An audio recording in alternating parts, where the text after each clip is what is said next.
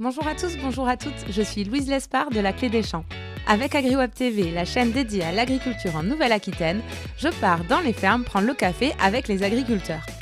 J'arrive avec ma table, 2 chaises et mon thermos de café et c'est parti pour une discussion sans filtre avec ces personnalités hors du commun. Aujourd'hui, j'ai le plaisir de me rendre chez Olivier Lasternas, éleveur de vaches limousines à Saint-Cyr-en-Champagne, à la frontière entre la Dordogne et la Corrèze. Et oui, s'il vous plaît, avec AgriWeb TV, je voyage. Olivier est un éleveur emblématique de la race limousine. Reconverti en bio depuis 2020, il est installé sur l'exploitation avec sa femme et sa fille, Camille, qui a rejoint l'exploitation depuis maintenant 3 ans. Ils sont reconnus pour le sérieux de leur travail qui leur permet de produire une viande de haute qualité et d'avoir un troupeau à grande valeur génétique. Les Cafés Fermiers, c'est avant tout une série vidéo. Vous pouvez retrouver Olivier et moi-même sur le site agriweb.tv. Le podcast est un format plus long qui est là pour vous partager l'intégralité de notre conversation. Si vous voulez voir le visage d'Olivier et ses vaches, n'hésitez donc pas à vous rendre sur agriweb.tv. Allez, c'est parti, c'est l'épisode 2 de la série des Cafés Fermiers d'AgriWeb TV.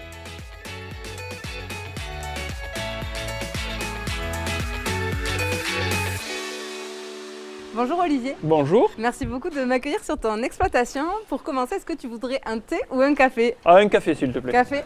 Bon, je te promets pas parce que j'ai fait 2h30 de route avant d'arriver, tu me fais voyager donc je suis pas sûre qu'il soit encore très chaud. Mais tu feras semblant. Merci.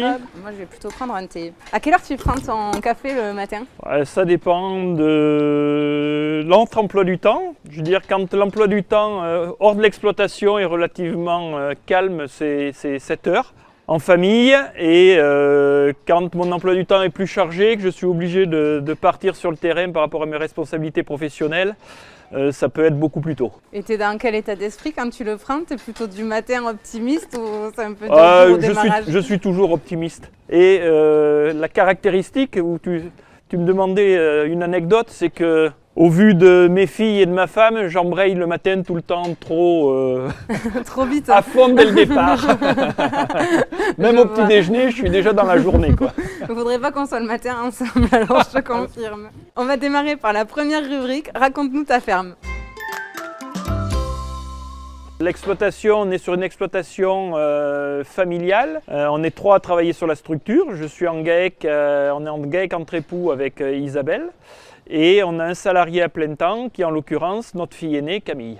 Donc on travaille à 3 sur l'exploitation, sur une SAU aujourd'hui de 170 hectares. Pour un cheptel bovin d'à peu près 110 mères limousines, plus toute la suite, donc en effectif moyen aux alentours de 350 animaux présents sur l'exploitation. Et un atelier qui est récent, qui date maintenant de 3 ans, d'engraissement de porc bio sur paille. On est entouré de tes vaches, elles sont magnifiques, on en parlera après. Mais ça a été quoi le déclic pour toi de te lancer dans l'agriculture et dans l'élevage ? Alors le déclic, je vais te répondre, je ne le sais pas. Ce que je sais, c'est que depuis tout petit, je suis passionné. Et le déclic, l'image la plus jeune que j'ai de moi, c'est de tenir la main à ma grand-mère maternelle, qui était éleveuse elle aussi, mais de vaches laitières. Mais j'avais quoi, 3-4 ans, voilà, et cette image, je l'ai toujours. C'est peut-être de là que ça a démarré d'ailleurs. Donc je me suis installé moi en 97, hors cadre familial, puisque j'ai repris l'exploitation de mon grand-père, mais ça avait sauté une génération. Donc il avait patienté jusqu'à ce que moi je sois prêt pour transmettre.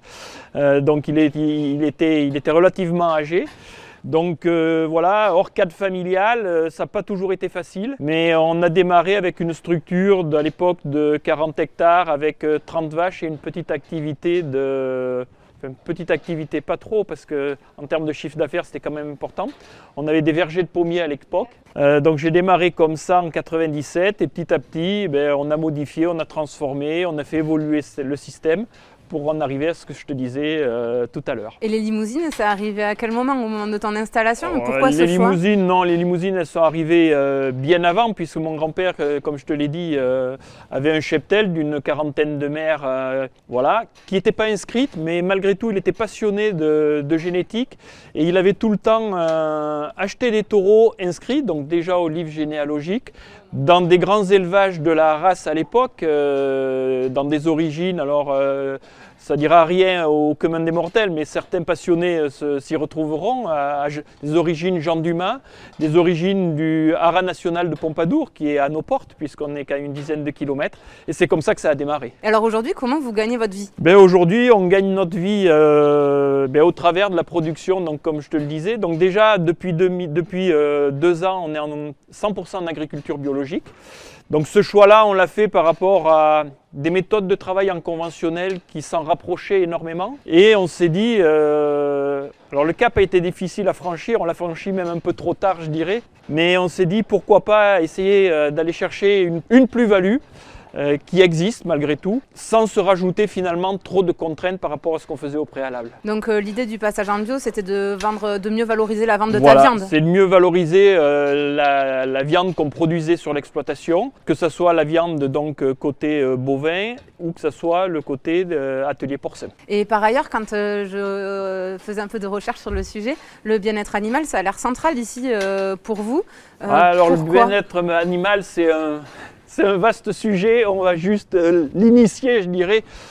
Aujourd'hui, quand je vois tous horizons confondus, que ce soit sur les réseaux sociaux, que ce soit sur les grands médias, etc., les gens ont l'air de découvrir que le bien-être animal pouvait exister. Mais figurez-vous que nous, le bien-être animal, je veux dire, on y baigne dedans à longueur de temps. Je veux dire, le bien-être animal, c'est H24. Dans nos métiers en plus, où on est, nous, sur la partie bovine naisseur, je veux dire, le bien-être animal, il démarre dès que la vache est prête à mettre bas. Alors on n'assiste pas, on a la chance d'avoir une race, la race limousine, qui est exceptionnelle pour ça, parce que c'est grosso modo 100% de vélage sans aide. Mais de près ou d'un peu plus loin, on est présent et derrière on fait en sorte que tout au long de sa vie, l'animal soit dans les conditions optimales et les meilleures. Et si ce bien-être animal... on ne le respectait pas, c'est notre revenu derrière qui serait directement impacté. Et ce qui me gêne le plus aujourd'hui, c'est qu'au titre du bien-être animal, beaucoup de gens parlent, discutent, cherchent à nous imposer des choses, mais n'y connaissent rien. Oui, parce qu'il faut venir dans les exploitations Il pour faut venir. tout ça. Moi, je suis prêt à accueillir le commun des mortels 10 jours chez nous. 10 jours, il le trouvera beaucoup trop long. Déjà, au bout de la première journée, il sera bien, il aura compris où il a mis les pieds. Mais non, le bien-être animal, c'est un sujet que tout éleveur a dans ses gènes, quoi, dans son travail au quotidien. Oui, bien sûr. Et tu produis l'alimentation de tes vaches sur la ferme, vous êtes Alors nous, la particularité, effectivement, depuis qu'on est passé en bio, l'autonomie alimentaire, on l'a travaillé déjà en conventionnel avant, mais on avait recours malgré tout à de l'achat un peu extérieur de soja notamment, pour l'aspect protéines. Et aujourd'hui, on est 100% avec une alimentation pour la partie bovine produite sur l'exploitation. Pourquoi vous avez fait ce choix? Ce choix, il est économique. Je dirais que ce choix-là, derrière, c'est avec un peu de recul, mais on se rend compte qu'on peut arriver à tout produire sur nos exploitations, que derrière, ni la qualité de la viande qu'on va vendre, ni les durées d'engraissement sur notre structure n'ont été impactées. Donc, c'est possible. Pour assurer cette transition, nous, on s'est assorti des services de nutritionnistes indépendants, avec lequel on a travaillé pendant 4 ans tant qu'on était en conventionnel et qui nous suit toujours depuis qu'on est en bio. Et il nous a apporté énormément, mais derrière l'autonomie, c'est de bien travailler nos fourrages. La première des choses, c'est que l'herbe, je veux dire, puisque nous les animaux sont présents en bâtiment à peu près 3 mois dans l'année, le reste du temps ils sont 100% en extérieur, que l'herbe c'est une culture à part entière et à partir du moment où l'herbe on la cultive bien, on la récolte dans des conditions optimales, la protéine, on se rend compte qu'elle est déjà en partie ici. Après, c'est des associations, on ne fait plus de céréales en pur par exemple, on fait des métailles avec des mélanges de céréales. Nous, en l'occurrence, c'est de l'orge, ça peut être du blé, du pois protéagineux. Et derrière, tout ça fait que l'autonomie, on y arrive, on y est. Et ça, c'est une des choses dont on est très fier sur la structure. Oui, parce que qu'on comprenne bien, sur la partie élevage, il y a des nutriments que vous utilisiez avant pour les vaches que vous ne pouviez plus utiliser une fois que vous étiez en bio. C'est ça, et c'est pour ça que tu as fait appel à un nutritionniste pour voir comment vous compensiez pour que les vaches c'est pas s'y retrouvent. tout à fait ça. On peut toujours les utiliser, à condition qu'ils soient bio, bien sûr. Mais par exemple, aujourd'hui, du soja bio se négocie aux alentours de 1 500 € la tonne. Donc si vous en donnez 300 grammes par anival et par jour, ça fait vite une somme. Donc tout ça, on s'en est affranchi. Et je vous dis, les résultats techniques et au niveau qualitatif sur nos animaux s'en ressentent pas. Et d'ailleurs, tu produis une viande de telle qualité qu'elle est vendue sous label rouge et label Prestige, je voyais. Oui, elle est vendue, donc on est toujours adhérent label rouge, blason Prestige, donc qui est le label race limousine. Et aujourd'hui, on a en plus l'agrément donc, pour vendre avec la certification agriculture biologique. Est-ce que tu pourrais nous expliquer par quel circuit tu vends ta viande, cette viande de qualité? Alors notre viande de qualité, moi je suis adhérent à un groupement de producteurs depuis maintenant une vingtaine d'années, donc qui est chargé d'écouler ma production. On a fait ce choix-là parce qu'au vu des volumes qu'on pratique, ça a été difficile de faire par exemple 100% de vente directe. Voilà, donc c'est un choix qu'on a fait et qu'on assume. Et derrière, ma structure est adhérente d'une association de coopératives, Union Bio au niveau régional, qui est basée à Montluçon et qui est chargée de la mise en vente, de la commercialisation de notre viande bio. Et Unebio est relayé derrière au niveau national, Union Bio pardon, est relayé au niveau national par Unebio, qui est basé lui à Alençon. Et du coup, lui qui se charge de commercialiser la viande de tous ces éleveurs qui sont réunis au final. Voilà, alors Unebio, la particularité c'est qu'on a un schéma de vente qui nous appartient aussi au travers de magasins et de boucheries qui nous appartiennent. Et après, c'est de la vente en grande moyenne surface et boucherie traditionnelle. Et justement, en parlant de revenus de grande et moyenne surface, il y a la loi Egalim qui a été promulguée en 2018, si je ne me trompe pas. Et là, il y a la loi Egalim 2 qui vient d'être votée fin 2021 pour une plus juste répartition des revenus et notamment pour améliorer les revenus des agriculteurs. C'est quoi ton point de vue là-dessus? Tu es plutôt optimiste sur le fait que la loi Egalim et l'État puissent un peu légiférer tout ça? Je suis partagé, mais je vais m'en expliquer. Déjà, à ce titre de la loi, je veux remercier les gens, les députés notamment, qui se sont saisis de ce problème-là et qui ont travaillé sur le dossier, qui ont d'abord élaboré l'Egalim 1 et pour passer à l'Egalim 2. Après, sur le terrain, nous aujourd'hui, on doit la mettre en place au niveau de nos structures commerciales. Et là, c'est différent parce que c'est très difficile de mettre en place parce que la relation avec les distributeurs, elle est compliquée. Le rapport de force est tendu, je dirais. Et ils ont beaucoup de mal à accepter de prendre en compte le niveau de coût de production de nos matières premières. Donc à partir de là, qui augmente. Et à partir de là, c'est difficile. Moi, je crois plus, malheureusement dans un sens, mais ça sera la pénurie de l'offre qui fera monter les prix. Mais la pénurie de l'offre, qu'est-ce que ça veut dire? Eh bien, ça veut dire qu'on va continuer de perdre des exploitations qui économiquement ne sont plus viables, des exploitations qui ne vont pas se transmettre. Aujourd'hui, c'est un vaste sujet de la transmission. On n'installe pas de jeunes. On s'en alarme, mais comment on veut installer des jeunes si on ne leur garantit pas un revenu correct, si on ne leur garantit pas un temps de travail adapté? Parce qu'aujourd'hui, nos jeunes, ils ont tous leurs copains. Moi, je baigne dedans par rapport à mes filles. Tous leurs copains ont des emplois de salariés à 35 heures avec leur week-end et tout. Dans l'agriculture et encore plus dans l'élevage, c'est pas ça. Il n'y a que par le revenu qu'on y arrivera. Et malheureusement, je ne suis pas très optimiste sur ce sujet-là. Oui, parce qu'on peut voir avec ta coopérative qui est une union de coopératives, après une union de coopératives où vous êtes plusieurs éleveurs qui sont finalement regroupés. Et là, même dans ce cadre-là, quand vous essayez finalement de faire contrepoids en étant nombreux pour la négociation, ça reste compliqué. Mais ça reste compliqué parce que même au travers des unions que j'ai pu décrire, on reste très petit vis-à-vis d'un Bigard par exemple, je le cite, ça ne me gêne pas, et de la moyenne et grande distribution, on n'est rien malheureusement. Merci de nous avoir donné ton avis sur le sujet et j'aimerais passer à une deuxième partie qui a l'air de beaucoup t'occuper, c'est la génétique de ton troupeau. Est-ce que tu peux nous raconter quel travail vous faites ici sur votre exploitation, sur la partie génétique et pourquoi vous le faites ? Alors, la partie génétique, ouais, c'est quelque chose qui me passionne et qui m'anime depuis maintenant 30 ans.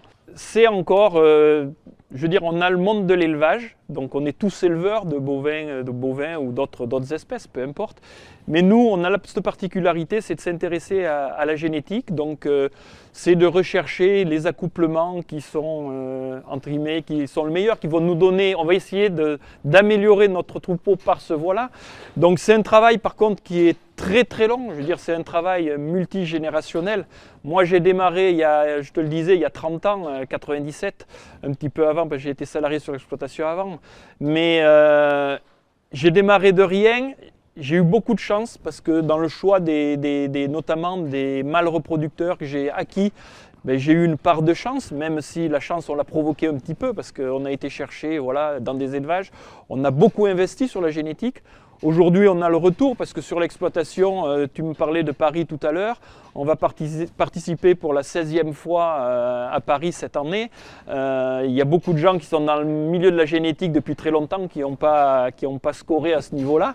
Mais voilà, c'est un travail de passion et après ce travail génétique qui se fait donc sur nos élevages pour essayer de divulguer à nos clients producteurs de viande le meilleur pour qu'ils aillent chercher des gains de revenus en termes de potentiel de croissance, de poids de carcasse, plus adaptés. Ouais, donc c'est vraiment la physiologie de la vache pour produire la viande de meilleure qualité possible, le plus de viande possible aussi. Oui, c'est le plus de viande, mais après c'est surtout sur des aspects, je dirais, morphologiques, où au niveau de la race limousine, mais de toutes les races, on a ce qu'on appelle un standard morphologique en termes de développement musculaire, de développement squelettique, de qualité de race, et tout ça associé pour en faire le meilleur animal. Mais qu'on comprenne, on ne peut pas le réduire à un Miss France des vaches. Il y a autre chose derrière. Il y a, la production de la viande, le vélage aussi, je crois, la facilité du vélage. Bien sûr, on a la facilité de vélage, on a les aptitudes fonctionnelles, la valeur d'allaitement,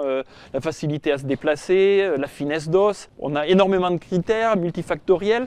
Et pour nous aider, donc, nous, le cheptel est inscrit au Airbook Limousin de la race. Et en soi, on a ce qu'on appelle, nous, des inspecteurs pointeurs qui passent sur nos exploitations 2 à 3 fois par an et plus si besoin pour examiner nos animaux et s'assurer qu'ils sont bien conformes justement au standard qui est décrit pour la race limousine. Tu nous as parlé de Airbook.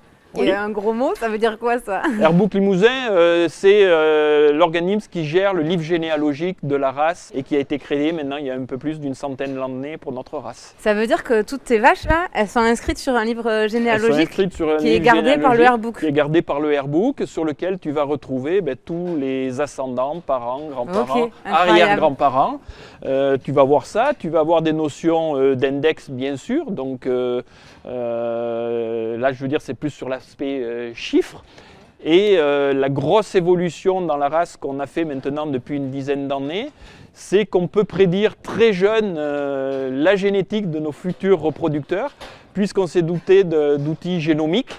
Donc à partir d'un prélèvement de poils et de l'analyse de l'ADN de l'animal, on peut savoir le lendemain du jour de sa naissance, si on prélève du poil, quelles feront ses prédictions pour le futur. Ah ouais, ok. Parce que le mâle reproducteur, il est clé dans la génétique plus que la femelle. Le mâle reproducteur, il est clé dans la génétique parce que dans sa carrière, une vache va te faire entre 8 et 9 produits.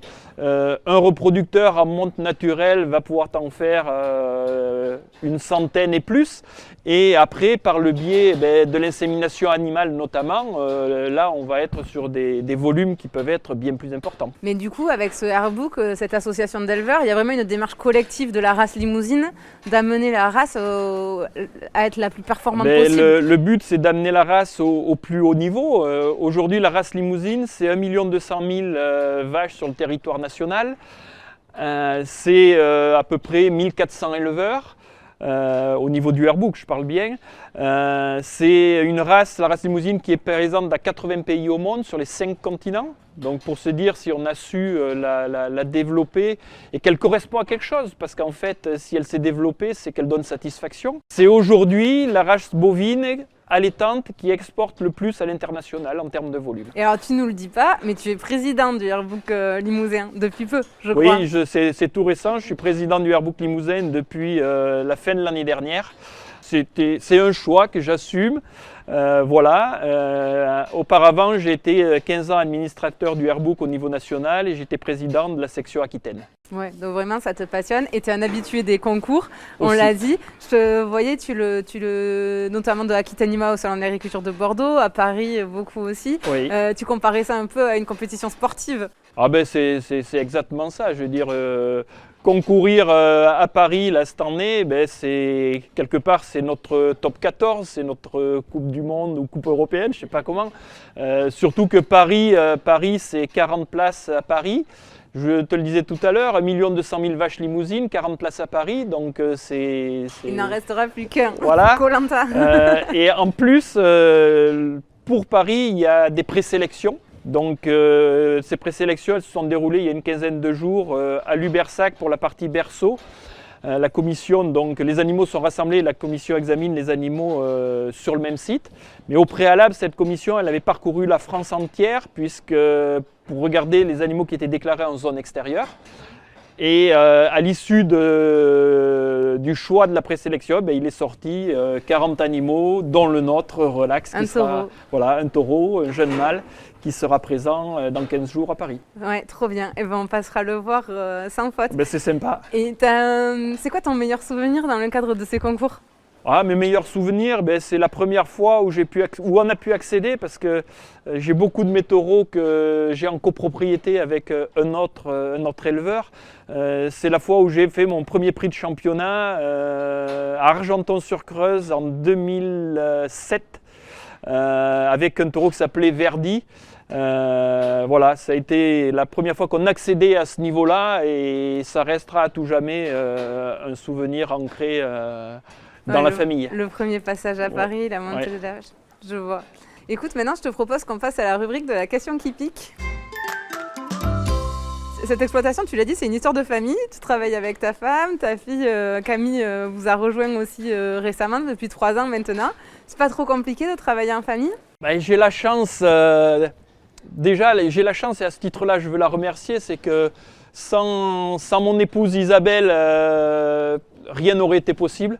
C'est sûr, parce qu'on est parti de pas grand-chose, je te le dis, hors cadre familial, avec des difficultés comme le connaissent tous les jeunes agriculteurs qui s'installent. On a passé 30 ans de notre vie à rembourser des emprunts, voilà, on continue, on y est encore à fond dedans.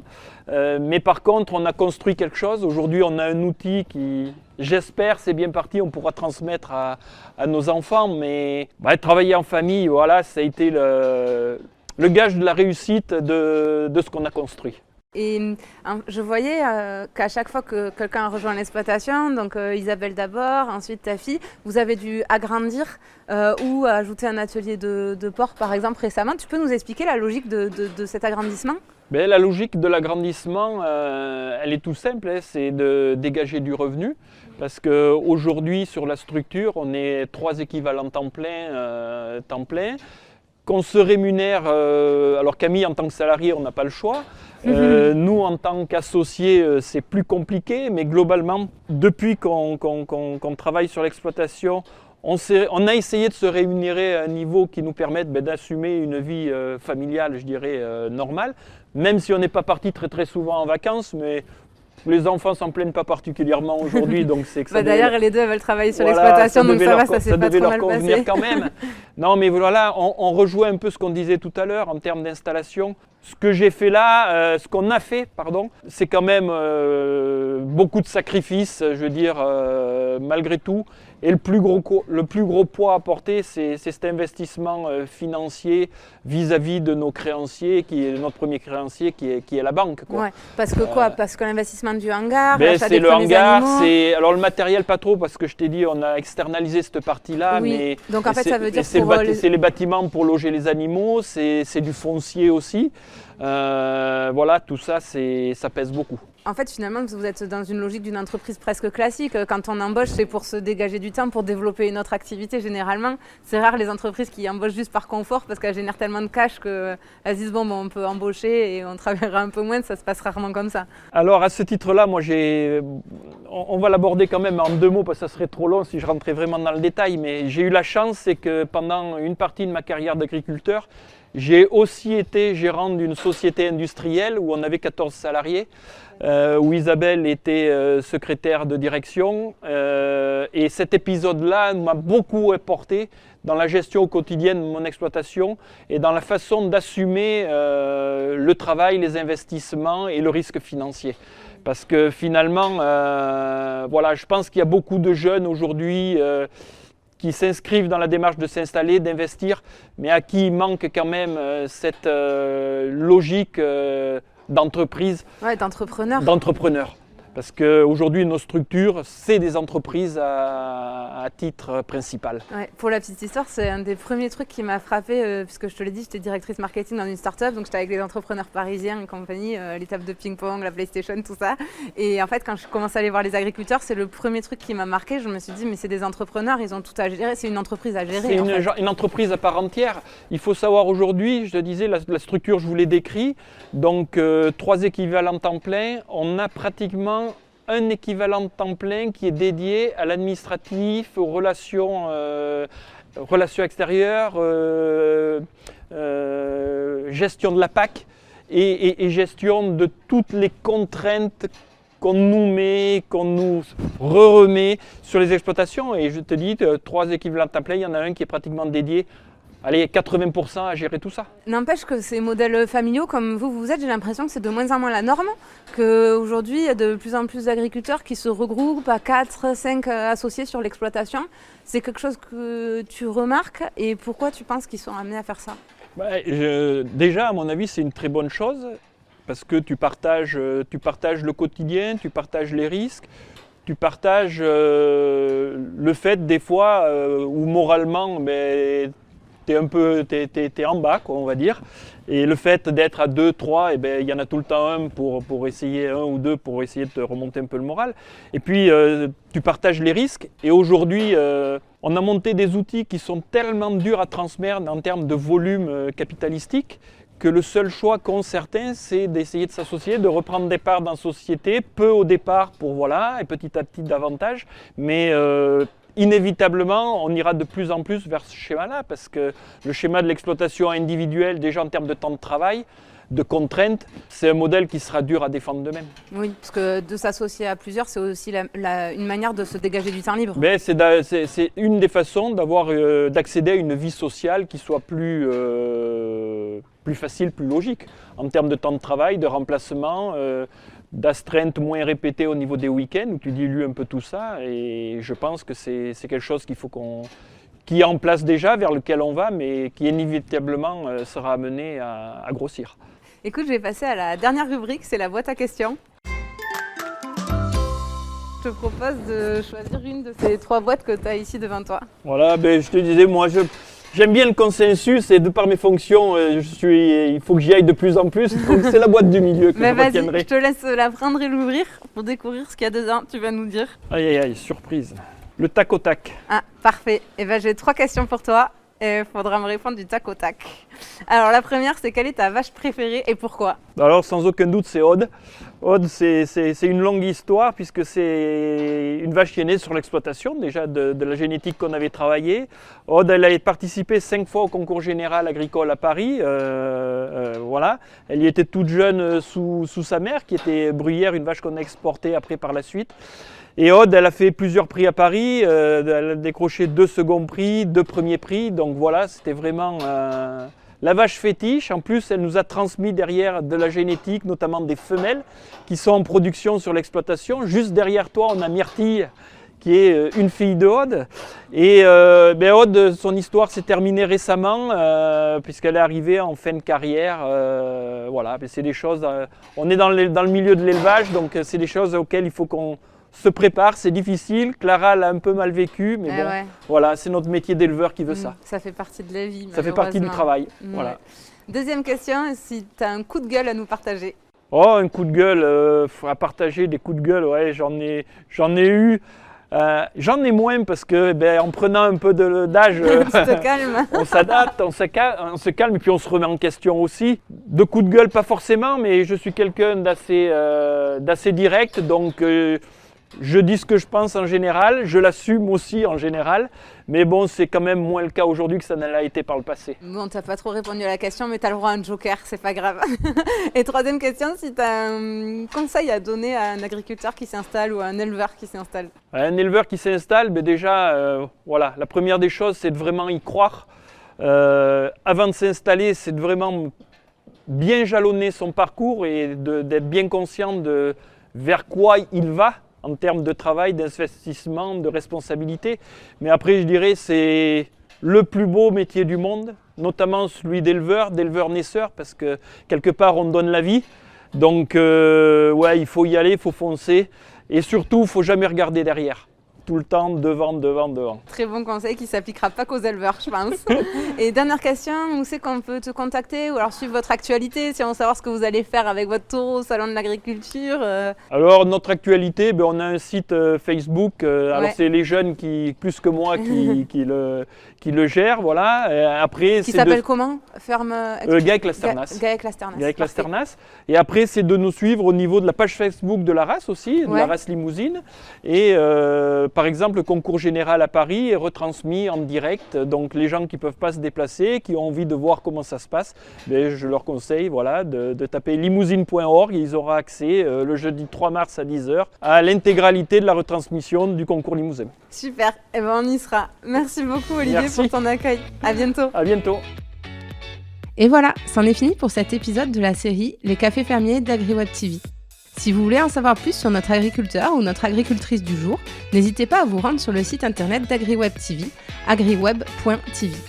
Nous avons enregistré une vidéo de 5 minutes en même temps que le podcast, vous pourrez donc mettre un visage sur une voix, mais aussi voir les images de l'exploitation. Et puis surtout, vous pourrez découvrir plein d'agriculteurs d'exception en Nouvelle-Aquitaine. Je vous dis à très vite pour une nouvelle pause café chez les agriculteurs.